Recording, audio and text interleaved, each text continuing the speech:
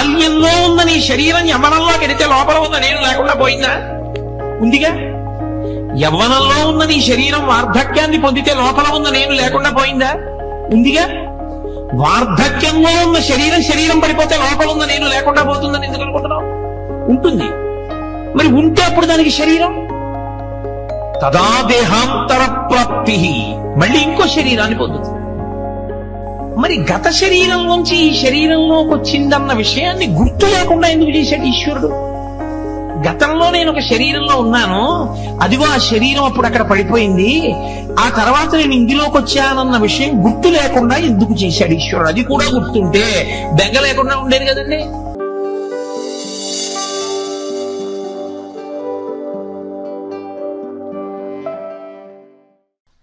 కానీ అర్జున, వచ్చిన పెద్ద సమస్య అంతా ఎక్కడుందో తెలుసా?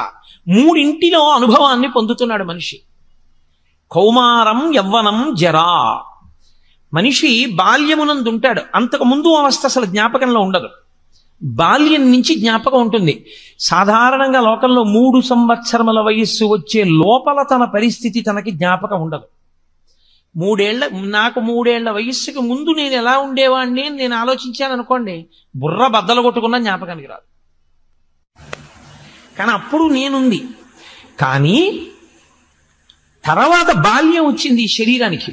ఈ శరీరం బాల్యంలో ఉన్నప్పుడు సాయంకాలం అయితే ఇలా ఉపన్యాసాలు ఏం చెప్పేది కాదు. ఇది సాయంకాలం అయ్యేటప్పటికి ఎవరో 2 వ్యక్తుల్ని వెతుక్కుని ఆ ఇద్దరితో పంటలు వేసుకుని ఆ ఇద్దరూ పరిగెడితే వాళ్ళని ముట్టుకునేది, ఆడుకుంటూ ఉండేది, వాళ్ళ వెనక తిరుగుతూ ఉండేది. లేకపోతే ఏదో పుస్తకం చదువుకోవడం. అమ్మ చద్దన్నం పెడితే చక్కగా పొద్దున్నే చద్దన్నం తినేయడం, అమ్మ పడుకోమంటే పడుకోవడం, మేస్టార్ కొడితే చేయి పట్టడం, మేస్టార్ చదువుకోమంటే చదువుకోవడం. బాల్యంలో ఈ శరీరం ఉన్నప్పుడు నేను బాలుడను, నేను విద్యార్థిని, నేను చదువుకుంటున్నాను, నేను ఇంకా చిన్న వయస్సు, నాకు 8 ఏళ్ళు, నాకు 10 ఏళ్ళు, నేను పురుషుడను, నేను బాలుడను, నేను ఫలానా వారి కొడుకుని తెలుస్తుంది. ఇదే దేహం మారిపోయింది, వెనక్కి వెళ్ళదు. మీరు బాగా గుర్తుపట్టాలి. నేను ఇవన్నీ అంగీకరిస్తోంది. ఇవి అంగీకరించడంలో నేనుకు అభ్యంతరం లేదు. నేను అంటే లోపల ఉన్న సాక్షి, నేను తెలుసుకుంటున్నాను. నేను యవ్వనంలో ఉన్నాను. ఒకప్పుడు నాకు 25 ఏళ్ళు 26 ఏళ్ళు ఉన్నప్పుడు మా అమ్మగారు నాకు పెళ్లి చేస్తానంటే, అవును నేను యవ్వనంలో ఉన్నాను, పెళ్లి చేసుకోవాలి, అంగీకరించాను. అనురూపమైనటువంటి ఒక స్త్రీ కొరకు అన్వేషణ చేశాను, ఆమెని నా భార్యగా అంగీకరించాను. ఇప్పుడు యవ్వనంలో ఉండి నాకు మంచి ఒంట్లో ఓపికంది అని ఎవరో పెద్ద ఆయన నిచ్చెనెక్కబోతుంటే, మీరేం ఎక్కుతారని నిచ్చిన బలేవారే, మీరు కింద ఉండండి, గబుకులు కాలు జారిందంటే ఇబ్బంది అని నేను ఎక్కాను. ఆయన నన్ను అనలేదు. ఏమయ్యా మరి నీ కాలు జారితే అనలేదు ఆయన. ఎందుకో తెలుసా? కాలు జారి కింద పడ్డా నాకేమవుతుంది ఇంకా, ఎందుకంటే యవ్వనంలో ఉన్నాను, బలం ఉంది కాబట్టి నేను ఎక్కగలను ఇచ్చిన. ఆయన కూడా ఊరుకున్నాడు. నాకు బలం ఉన్నది, నేను ఉపవాసం చేస్తే ఇబ్బంది రాలేదు. తెల్లవారుజామున 3 గంటలకు పూజకు కూర్చుని మధ్యాహ్నం 11 గంటలకు పూజలోంచి పైకి లేచినా అంతసేపు వాసం పెట్టేసుకున్న వాడిని వేసుకున్నట్టే కూర్చుండిపోయినా నాకు వచ్చిన అభ్యంతరం ఏమీ లేదు. నేను యవ్వనంలో ఉన్నాను, తెలుసుకుంది నేను తెలుసుకున్నానప్పుడు కూడా నేను అంటే ఈ శరీరము యవ్వనములో ఉన్నది. దాటాను యవ్వనాన్ని. నాకు మనవలు పుట్టే వయసు వచ్చింది, నాకు మనవరాలో మనవడో పుడితే బాగుండు, నేను తాతనవుతున్నాను, నేను తాత కాబోతున్నాను, నాకు 50 ఏళ్లు దాటిపోయాయి, ఇంకొక 9 ఏళ్లు దాటిపోతే నాకు షష్ఠి పూర్తి అయిపోతుంది, నేను పుట్టిన సంవత్సరాన్ని నేను చూసేస్తాను, నా జుట్టు తెల్లబడిపోతోంది, నా చర్మం పూర్వం ఎంత గట్టిగా ఇలా ముడత లేకుండా ఉండేదో ఇప్పుడు అలా ఉండట్లేదు, నా చర్మం ముడతలు పడడం ప్రారంభం చేసింది, నేను పూర్వం ఏది తిన్నా జీర్ణం అయ్యేది, ఇప్పుడు ఈ శరీరం అలా జీర్ణం చెయ్యలేకపోతోంది, నేను పూర్వం ఎక్కువ తిన్నా నిద్రపోయి లేస్తే మళ్ళీ ఆకలేసేది, ఇప్పుడు ఈ శరీరంలోకి బాగుంది కదా అని పదార్థం ఎక్కువ పారేస్తే 2వ రోజు డాక్టర్ గారు అపాయింట్మెంట్ తీసుకోవలసి వస్తోంది, ఈ శరీరం మార్పు చెందుతోంది, ఇది వార్ధక్యంలోకి వెడుతోంది. ఇప్పుడు ఈ శరీరాన్ని, ఈ కళ్ళని కళ్ళజోడు తీసేసి అక్కడ పెట్టేసి చదువుకో అని పుస్తకం ఇస్తే చదవలేదు, ఈ కళ్ళు చూడలేవు, దీనికి కళ్ళజోడు ఎప్పుడూ ఉండాలి, కళ్ళజోడు ఇలా పెట్టుకుంటేనే చూడగలదు. అందుకని ఆఖరికి నేను రైల్వే అప్పర్ బెర్త్ మీద పడుకున్నా పక్కన ఓ చిన్న పాకెట్ లాంటిది ఉండాలి, కళ్ళజోడు మాత్రం దానికి తగల్చుకుని పడుకోవాలి. పరుసు అవి దాచుకోవచ్చు, కళ్ళజోడు దాచుకోవడానికి లేదు, దానికి తగల్చుకుని ఉండాలి. ఆఖరికి నేను మెడలో వేసుకున్న రుద్రాక్షలు తీసి తలగడా కింద పెట్టుకుని బెర్త్ మీద పడుకున్నవి స్టేషన్ వచ్చేసిందన్న కంగారులోనైనా లేచి మర్చిపోయి దిగిపోతానేమో, కానీ కళ్ళజోడు మాత్రం మర్చిపోను. శరీరంలో అంతర్భాగం అయిపోయింది అది. ఎందుకని? ఆ కళ్ళజోడు లేకపోతే అసలు ఏమీ కనపడదు. కాబట్టి ఇప్పుడు కళ్ళజోడు లేకుండా నా శరీరము ఏమీ చూడలేదు, నా కళ్ళు చూడలేవు. పూర్వం ఇలా వింటే అలా వినపడేది, ఇప్పుడు ఎందుకో వినికిడి శక్తి తగ్గుతోంది. కాబట్టి ఈ శరీరమునందు మార్పు వచ్చేస్తోంది, ఇది వార్ధక్యమును పొందేస్తోంది, ఇది లొంగిపోతోంది, సంధిబంధములు విడుతున్నాయి. ఇక్కడ వరకు అంగీకరిస్తున్నాం. ఎలా అంగీకరిస్తున్నాం? లోపల ఉన్నటువంటి నేను ఏది ఉన్నదో అది మార్పు లేకుండా ఉంటుంది. అది మార్పు లేకపోతే కదండి మారేదానికి గ్రహించడం. అదే మారిపోయింది అనుకోండి, ఇంక అదేం గ్రహిస్తుంది? వెళ్ళిపోతున్నటువంటి రైలుని, ఆ రైలు యొక్క వేగాన్ని ఎప్పుడు తెలుసుకోగలం? నిలబడిన రైల్లో మనం కూర్చుంటే. మనం వెళుతున్న రైలు వేగంగా వెళ్ళిపోతుంటే, అవతల రైలు వేగంగా వెళ్ళిపోతే ఆ రైలే అంత వేగంగా వెళ్ళింది అనుకుంటాం.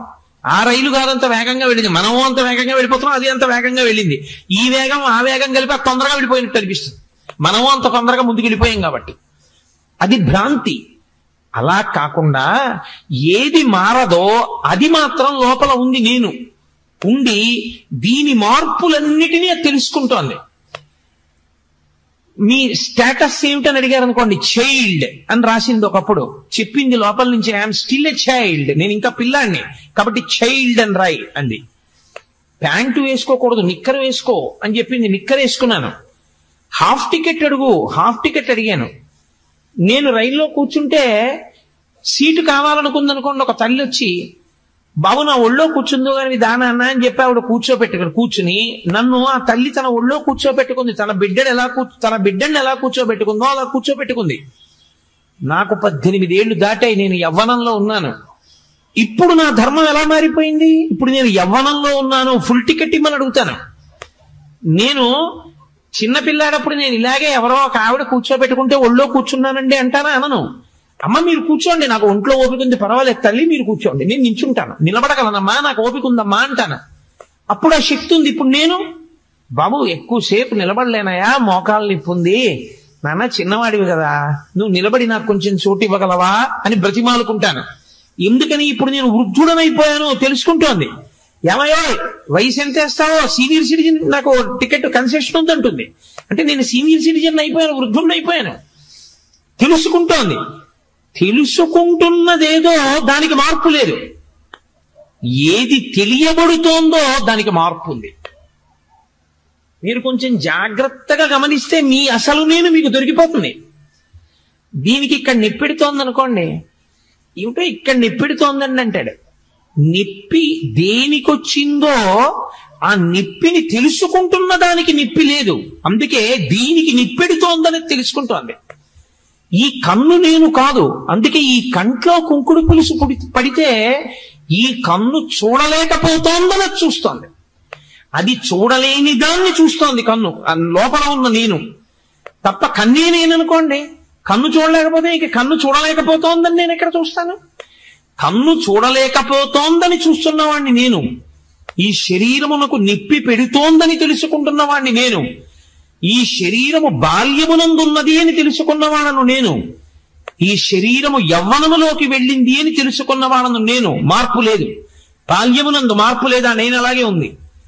యవ్వనంలోకి శరీరం వచ్చింది, నేను ఎందు మార్పు లేదు, శరీరం మారింది. శరీరము వార్ధక్యంలోకి వెళ్ళింది, నేను ఎందు మార్పు లేదు, ఇది వార్ధక్యంలోకి వెళ్ళిందని తెలుస్తుంది. నీకు తెలియనిది ఒక్కటే ఉంది, అందుకని భయపడుతున్నావు అన్నారు కృష్ణ పరమాత్మ. ఏది నీకు తెలియదో తెలుసా? ఇది పడిపోతుంది. నీ భయం అంతా ఏమిటంటే, ఇది పడిపోయినా నీవు ఎవరి మీద అత్యంతాభిమానం పెట్టుకున్నావో వాళ్ళ శరీరం పడిపోయినా ఇక వాళ్ళుండరు, ఇది పడిపోతే నువ్వు ఉండవు అని నువ్వు అనుకుంటున్నావు. బాల్యంలో ఉన్న నీ శరీరం యవ్వనంలోకి వెడితే లోపల ఉన్న నేను లేకుండా పోయిందా? ఉందిగా. యవ్వనంలో ఉన్న నీ శరీరం వార్ధక్యాన్ని పొందితే లోపల ఉన్న నేను లేకుండా పోయిందా? ఉందిగా.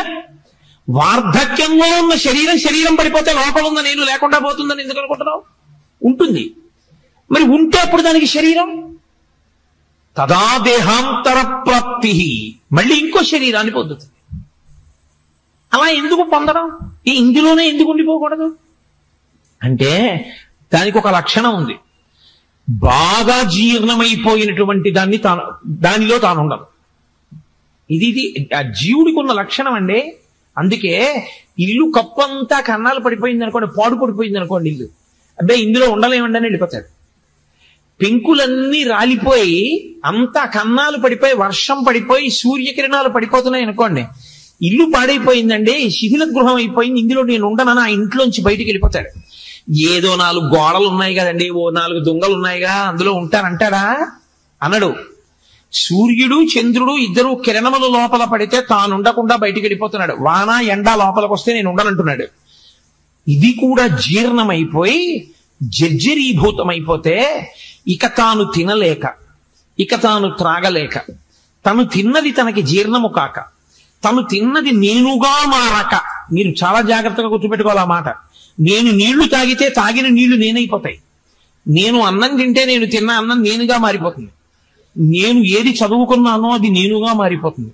వార్ధక్యమునంత ఏమైపోతుందో తెలుసా అండి? వీటన్నింటినీ కూడా స్థూల శరీరం తిరస్కరిస్తుంది.